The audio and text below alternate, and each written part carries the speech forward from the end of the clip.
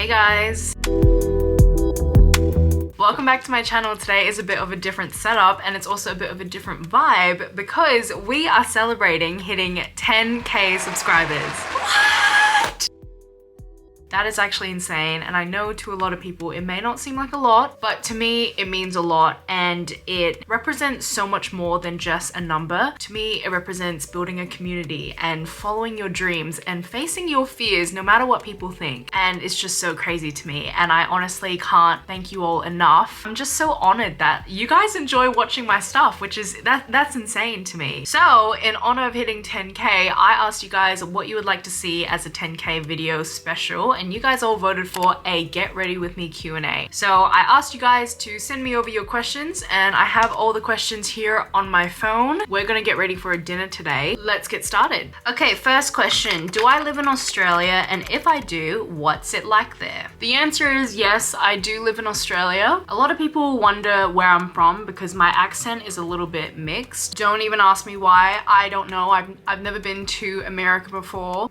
Some Australians tend to have a little bit of British English mixed in depending on where in Australia you're from. But yes, I am from Australia. I don't know why I have a mixed accent. My guess is because I grew up watching a lot of American YouTubers, and I guess I kind of just picked up the accent, and some words I say I say it in the American way. Like I don't say muesli, for example, I say granola. And you asked, what is it like to live here? Well, look, it is nice. We're very laid back in almost all aspects of living. I'ma just say that. And sometimes that is nice, but sometimes it's also not, because if you want to go against like the status quo, whether it's, you know, pursuing like some kind of big dream, like a business or acting or singing or even influencing, there's a bit of this kind of judgment here in Australia. Like if anyone is trying too hard, you will get judged. And there is a word for it. I think it's called tall poppy syndrome. Australia is very, very much like that. But at the end of the day, I do love this country and it's very beautiful. A lot of beautiful people here as well. Next question is, what is your MBTI?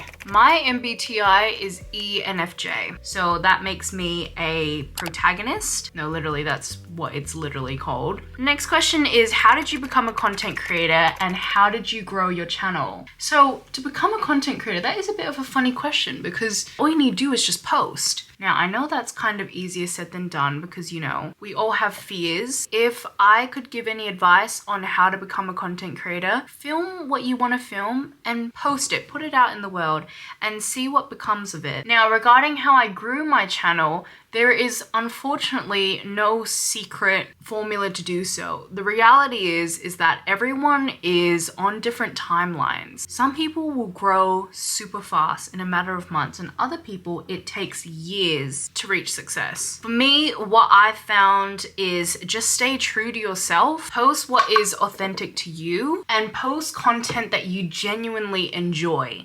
Because when you do that, most of the time, that means you put more effort into your videos. You put out content that you're actually proud of. And when you're passionate about something, it doesn't feel like work. It feels fun. So my advice, number one, be consistent, be persistent, even in the face of hardship. Because social media is not only very competitive, but it can also be quite discouraging because oftentimes there's so much social comparison going on that, you know, you just feel discouraged. And I'm not gonna lie, I feel that sometimes too. Like, you know, you see someone who's been doing content for like half the time you are, but yet they have double the amount of followers or views or whatever. It's discouraging to see, I'm gonna be real here. But then it's what you do with this information. How do you go forward from there? Do you quit?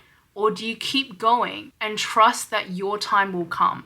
Woo! Honestly, this is advice that I'm telling myself too. But yeah, I just have to trust in the fact that, you know, good things truly do come to those who work hard and those who are patient. Next question is, do I have a boyfriend?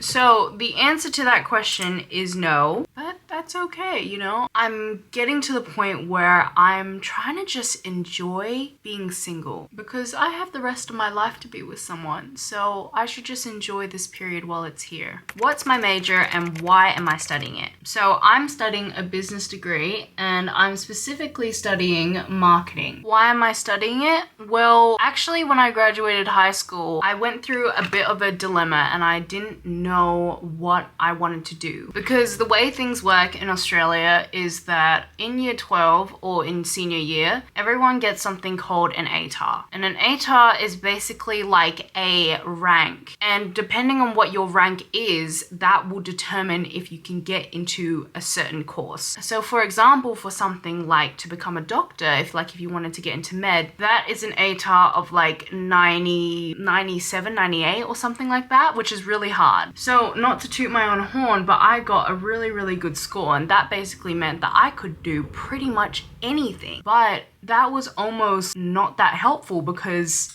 something about me is that I'm a bit of a jack of all trades. I'm good at the arts, I'm good at STEM. So what do I do? What do I pursue? And I actually had to take a year off just to, you know, not just rush into a degree for the sake of rushing into a degree. Like I wanted to do something that I would actually enjoy. So during that gap year, I started taking social media more seriously and I started posting on TikTok. And from posting on TikTok, I, you know, got to work with brands and their different marketing campaigns. And through that, I realized, hold up, I actually kind of quite like marketing. I had several small businesses growing up and having that kind of exposure also helped me discover that, oh, I actually quite have a passion for this kind of thing. So there you go. Next question. Now these ones are all kind of related. A lot of people were asking questions about like what are my favorite fashion or makeup brands. Some people asked for top 3, some people were asking for what's my number 1. To be honest, it's too hard for me to think of my top 3, so I'm just gonna give you guys my number 1. Top makeup brand has to be Hourglass. I love Hourglass. I mean, you could probably see that just then I was using a ton of Hourglass products. I love them because they have really good formulas, beautiful packaging, not really any complaints. Favorite fashion brand.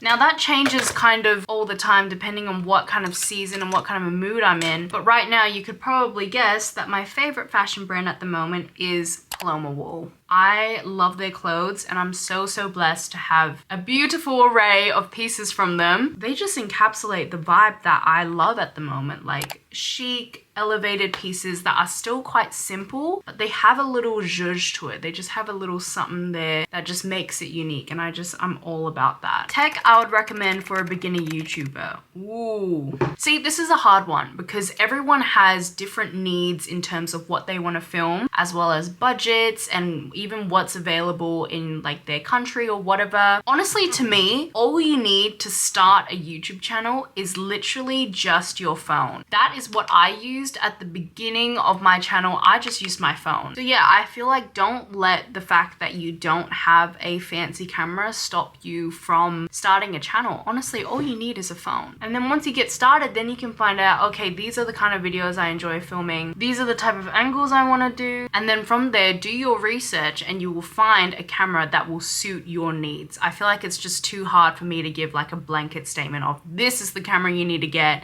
this is blah, blah, blah, blah, because everyone kind of makes different content and have different preferences. Next question is, what's your ideal skincare routine? Guys, I promise I am gonna post a skincare routine. I know I've been saying that for months, but I've just been so busy. I've been so busy, and honestly, there are other content that I feel like more people have requested, so I wanna get that out to you guys first. Next question is, do I have another job?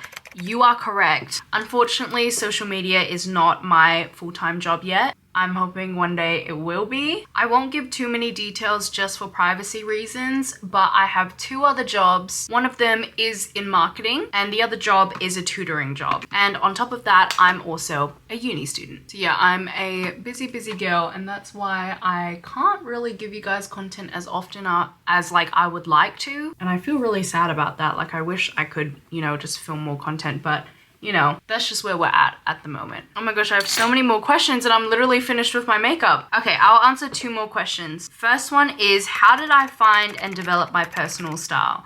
I wish I talked about it in my personal style video, like my personal experience, but I realized that I didn't. But feel free to check out that video. It's very helpful if I do say so myself. But for me, how did I find my personal style? I think the way I found it was literally just figuring out slowly what I like. And the only way I could do that, unfortunately, was having really cringy errors. And I'll insert some pictures here. Yeah, I just tried different aesthetics. And I also started looking at my lifestyle and what's practical to me. And, you know, what things spark joy for me. What things are visually and artistically interesting for me. And that's kind of how I got to where I am now. And I'm not saying that what style I am now is what I'll be forever, because I do think that style is going to evolve as we evolve as well. To put a super long story short, I just experimented a ton and then figured out what worked for me and what I felt most confident in. Final question is, what is confidence to you and how do you pursue it? Whether that is online or in real life. I feel like making videos online for the world to see truly takes a lot of courage.